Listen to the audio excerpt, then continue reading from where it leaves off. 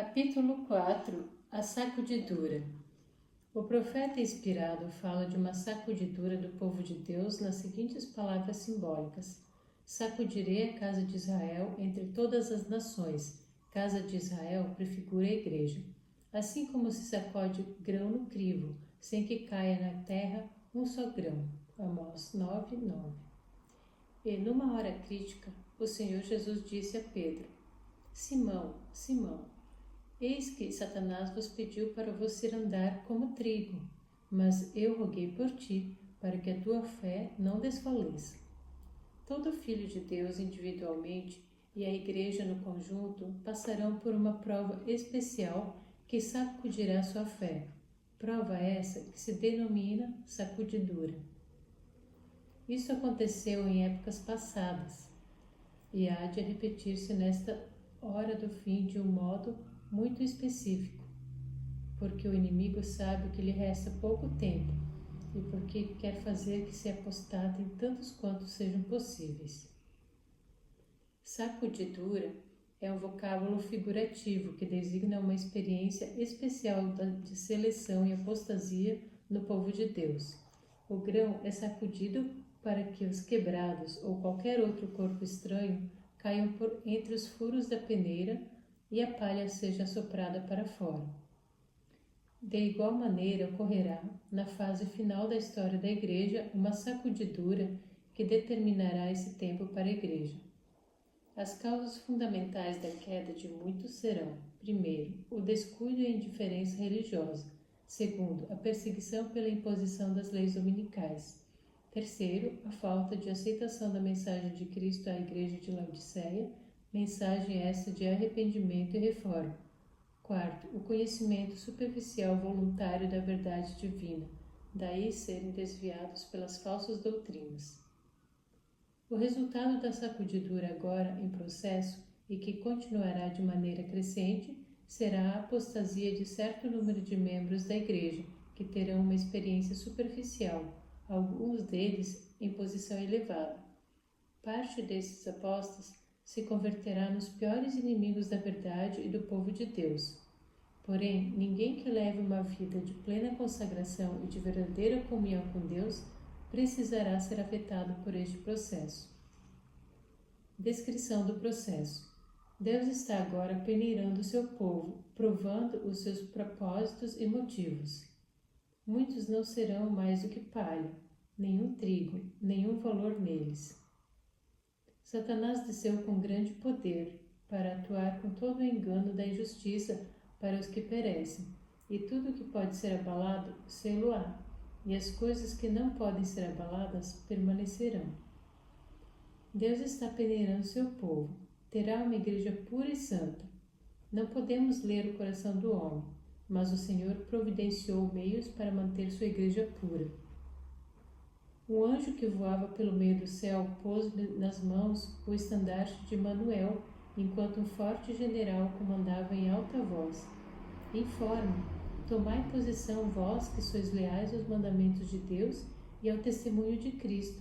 Saí do meio deles e apartai-vos, e não toqueis nada imundo. E eu vos receberei, e eu serei para vós pai, e vós sereis para mim filhos e filhas. Vinde todos quantos dentre vós quiserem acudir em socorro do Senhor contra os valentes. Causas. Primeiro, descuido e indiferença. És morno. Minha atenção foi então dirigida ao grupo que eu vira e estava sendo fortemente sacudido. Foram-me mostrados os que eu antes vira a chorar e a orar com aflição de espírito. A multidão de anjos da guarda em seu redor fora duplicada, e estavam revestidos de uma armadura da cabeça aos pés. Marchavam em perfeita ordem, semelhantes a um grupo de soldados. Seu rosto expressava o tremendo conflito que haviam travado, a luta angustiosa por que haviam passado. Contudo, seu rosto, antes assinalado pela severa angústia íntima, resplandecia agora com a luz e glória do céu. Haviam alcançado a vitória, e esta suscitava neles a mais profunda gratidão e santa e piedosa alegria. Diminuíra o número dos que faziam parte desse grupo. Ao serem sacudidos, alguns tinham sido lançados fora do caminho. Os descuidosos e indiferentes que não se uniam com os que prezavam suficientemente a vitória e a salvação para por elas lutar e angustiar-se com perseverança, não as alcançaram e foram deixados atrás, em trevas, e seu lugar foi imediatamente preenchido pelos que aceitavam a verdade e a ela se filiavam. Anjos maus se lhes agrupavam ainda ao redor, mas sobre eles não tinham poder. Perguntei o que havia operado esta grande mudança. Um anjo respondeu: foi a chuva serôdia, o refrigério pela presença do Senhor, o alto clamor do terceiro anjo. Segundo, a perseguição devido à imposição de leis dominicais. Cumprir-se-ão literalmente as palavras de Paulo: todos os que piamente querem viver em Cristo Jesus padecerão perseguições. Como os defensores da verdade se recusem a honrar o descanso dominical, alguns deles serão lançados na prisão, exilados e outros tratados como escravos. Ao aproximar-se a tempestade, uma classe numerosa que tem professado fé na mensagem do terceiro anjo, mas que não tem sido santificada pela obediência à verdade, abandona sua posição, passando para as fileiras do adversário. Começou a forte sacudidura e continuará, e todos os que não estiverem dispostos a assumir uma posição ousada e tenaz em prol da verdade e a sacrificar-se por Deus e por sua causa, serão peneirados. Os membros da Igreja serão individualmente provados. Serão colocados em circunstâncias em que se verão forçados a dar testemunho da verdade. Muitos serão chamados a falar diante de concílios em tribunais e em tribunais de justiça, talvez separadamente e sozinhos. A experiência que os haveria ajudado nesta emergência, eles negligenciaram obter, e sua alma se acha opressa de remorsos pelas oportunidades desperdiçadas e os privilégios que negligenciaram. Logo o povo de Deus será provado por ardentes provas, e a grande proporção dos que agora parecem genuínos e verdadeiros demonstrar-se-á metal vil. Em vez de se fortalecerem e confirmarem pela oposição, ameaças e abusos tomarão covardemente o lado dos oponentes. Terceiro, recusa da mensagem de Deus à Laodiceia. Por que és morno, diz Jesus, a testemunha fiel, e não és frio nem quente, vomitar-te-ei da minha boca. Os que perseveram em sua indiferença e não recebem a admoestação de Cristo contida na mensagem à igreja de Laodiceia, serão vomitados ou expelidos do corpo de Cristo no tempo da sacudidura. Perguntei o significado da sacudidura que ouvira, e foi-me mostrado que era determinada pelo testemunho direto do conselho da testemunha verdadeira à igreja de Laodiceia. Isso produzirá efeito no coração daquele que o receber e o levará a empunhar o estandarte e propagar a verdade direta. Alguns não suportarão esse testemunho direto, levantar-se-ão contra ele, e isso é o que determinará a sacudidura entre o povo de Deus. Vi que o testemunho da testemunha verdadeira não teve a metade da atenção que deveria ter. O solene testemunho de que depende o destino da Igreja tem sido apreciado de modo leviano, se não desatendido de todo. Tal testemunho deve operar profundo arrependimento. Todos os que o recebem de verdade obedecer-lhe-ão e serão purificados. Quarta causa: conhecimento superficial que levará muitos a seguir falsas doutrinas. Terei no terreno, diz o enganador, como meus agentes, homens que mantenham falsas doutrinas misturadas com justamente suficiente verdade para enganar almas. Também terei presentes pessoas incrédulas que expressarão dúvidas quanto às mensagens de advertência do Senhor à sua igreja. Lê-se o povo e crê-se essas admoestações, e pouca esperança poderíamos ter de vencê-los. Mas se pudermos desviar-lhes a atenção dessas advertências, permanecerão ignorando nosso poder e sagacidade, e finalmente os ganharemos para as nossas fileiras. Estão rapidamente se aproximando dias em que haverá grande perplexidade e confusão.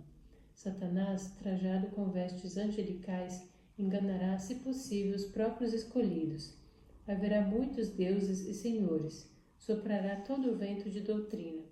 O Senhor tem servos fiéis, que se revelarão no tempo da sacudidura e prova. O Espírito de Deus tem iluminado cada página dos escritos sagrados, mas há aqueles sobre os quais pouca impressão eles fazem, por serem imperfeitamente compreendidos. Ao ouvir a sacudidura pela introdução de falsas teorias, esses leitores superficiais, não ancorados em parte alguma, são como a areia movediça. Os que semeiam enganos acerca de Deus e da natureza, os que inundam o mundo com ceticismo, são inspirados pelo inimigo caído, que é também estudante da Bíblia, sabe qual verdade é essencial para o povo e empenha-se em distrair as mentes das grandes verdades destinadas a prepará-las para o que está prestes a sobrevir ao mundo. A experiência do passado há de repetir-se. No futuro, as superstições de Satanás assumirão novas formas. Erros serão apresentados de maneira agradável e lisonjeira. Falsas teorias revestidas de trajes de luz apresentar-se-ão ao povo de Deus. Assim, Satanás procurará enganar, se possível, até os escolhidos. As mais sedutoras influências serão exercidas, mentes serão hipnotizadas. Quando a lei de Deus for anulada, sua igreja será peneirada por provas terríveis, e uma proporção maior do que agora podemos prever dará ouvidos a espíritos enganadores e doutrinas de demônios. Em vez de serem fortalecidos quando levados a situações difíceis, muitos provam não ser varas vivas da videira verdadeira. Não dão fruto e o lavrador as tira.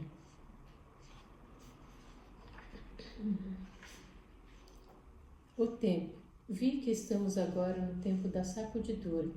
Começou a forte sacudidura e continuará, e todos os que não estiveram dispostos a assumir uma posição ousada e tenaz em prol da verdade e a sacrificar-se por Deus e por sua causa, serão joeirados. Vi que estamos agora no tempo da sacudidura. Satanás está atuando com todo o seu poder para arrebatar pessoas da mão de Cristo e compeli-las a pisar o Filho de Deus. Um anjo repetiu lenta e enfaticamente estas palavras: de quanto maior castigo cuidais vós, será julgado merecedor aquele que pisar o Filho de Deus e tiver por profano o sangue do testamento, com que foi santificado, e fizer agravo ao Espírito da graça? O caráter está em desenvolvimento. Anjos de Deus estão pesando o valor moral. Deus está testando e provando seu povo. Essas palavras me foram apresentadas pelo anjo. Vede, irmãos, que nunca haja em qualquer de vós um coração mau e infiel para se apartar do Deus vivo. Antes, exortai-vos uns aos outros, todos os dias, durante o tempo que se chama hoje, para que nenhum de vós se endureça pelo engano do pecado. Porque nos tornamos participantes de Cristo se retivermos firmemente o princípio da nossa confiança até o fim. Deus está agora peneirando o seu povo, provocando os seus propósitos e motivos. Muitos não serão mais do que palha, nenhum trigo, nenhum valor neles. Para não cair. O apóstolo Paulo admoesta: aquele, pois, que cuida estar em pé, olhe que não caia. Todos nós seremos provados, porém ninguém precisa cair. A única maneira de passar incólume pela prova da sacudidura é manter constante e profunda comunhão com o céu, uma vida de oração contínua, o abandono de ambições egoístas e uma atitude de estudo incessante das Escrituras e do espírito de profecia, assim como a entrega completa da vida a Deus para obedecer-lhe e trabalhar pelos perdidos. Em tal condição espiritual, nada, nem ninguém poderá nos separar da fonte suprema de nossa fortaleza, o Senhor Jesus. Foi o mesmo apóstolo que perguntou: quem nos separará do amor de Cristo? E então passou a enumerar as piores calamidades que podem acontecer ao homem. A tribulação, ou a angústia, ou a perseguição, ou a fome, ou a nudez, ou o perigo, ou a espada? Em seguida, responde com ênfase e completa segurança: em todas essas coisas somos mais do que vencedores por aquele que nos amou. Porque estou certo de que nem a morte, nem a vida, nem os anjos, nem os principados, nem as potestades, nem o presente, nem o porvir, nem a altura, nem a profundidade, nem nenhuma outra criatura nos poderá separar do amor de Deus que está em Cristo Jesus, nosso Senhor. Graças ao Senhor por esta admirável certeza. Ellen White escreveu: vi alguns com forte fé e clamores angustiantes a lutar com Deus. Seu rosto estava pálido e apresentava sinais de profunda ansiedade que exprimia a sua luta íntima. Firmeza e grande fervor lhes estampavam no rosto. Grandes gotas de suor lhes caíam da fronte. De quando em quando se lhes iluminava o semblante com sinais da aprovação divina, e novamente o mesmo aspecto severo, grave e ansioso lhes voltava. Anjos maus se juntavam em redor, projetando trevas sobre eles para excluir Jesus de sua vista e para que seus olhos se volvessem para as trevas que o cercavam, e assim fossem levados a duvidar de Deus e murmurar contra ele. Sua única segurança consistia em conservar os olhos voltados para cima. Estamos no tempo da sacudidura, tempo em que cada coisa que pode só será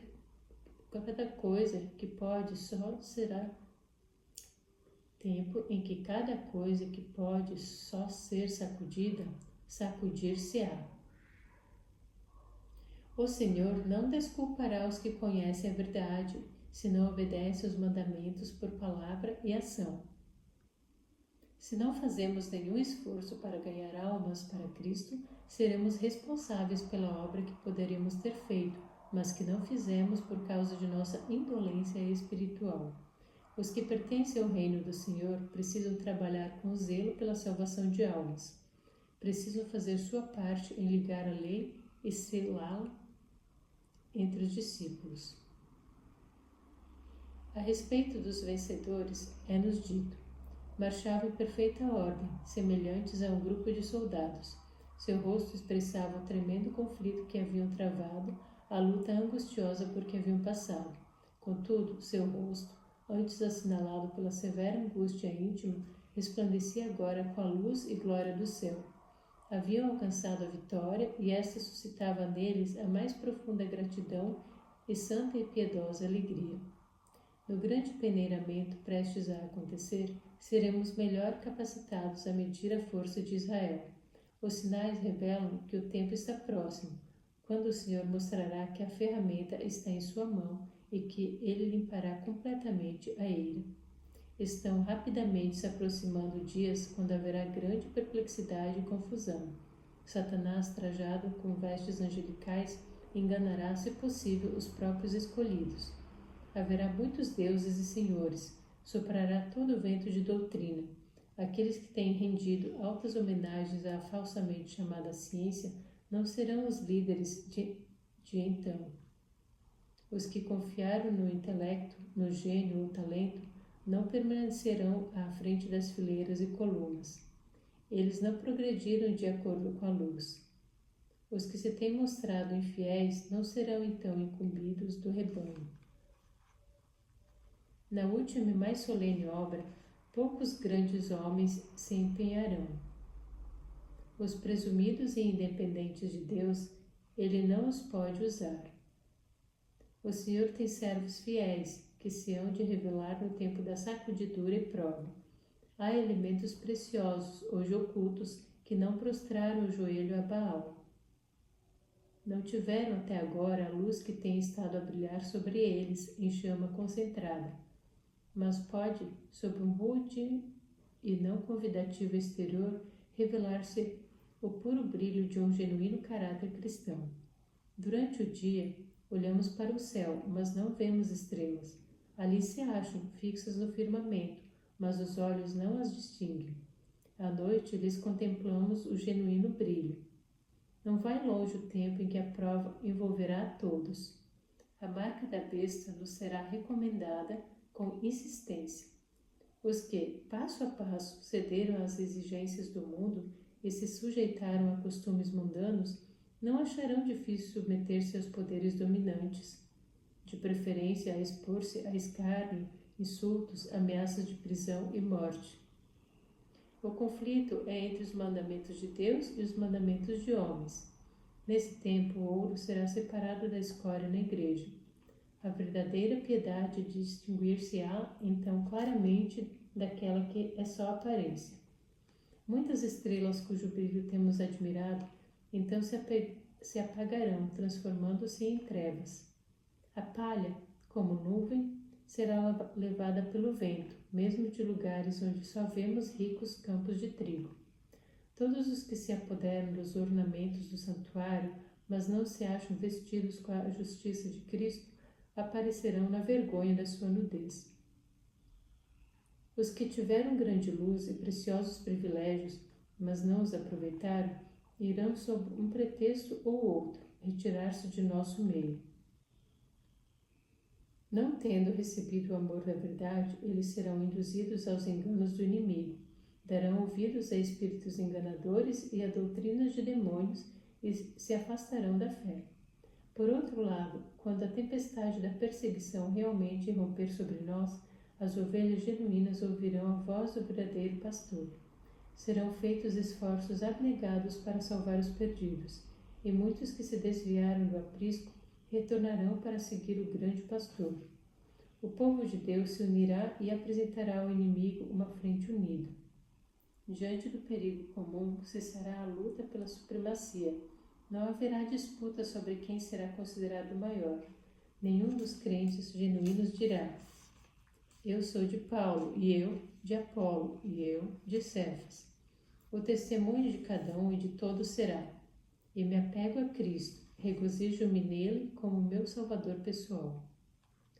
Os pecadores serão cirandados. Satanás operará seus milagres para enganar, estabelecerá seu poder como supremo.